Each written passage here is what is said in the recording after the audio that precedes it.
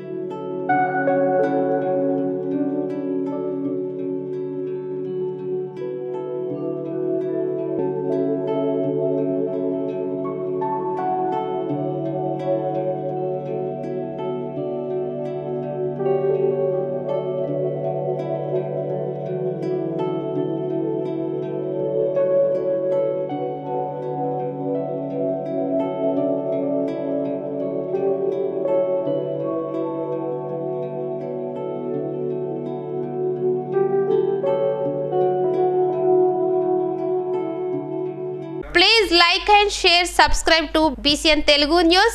Please like, share and subscribe to BCN Telugu News.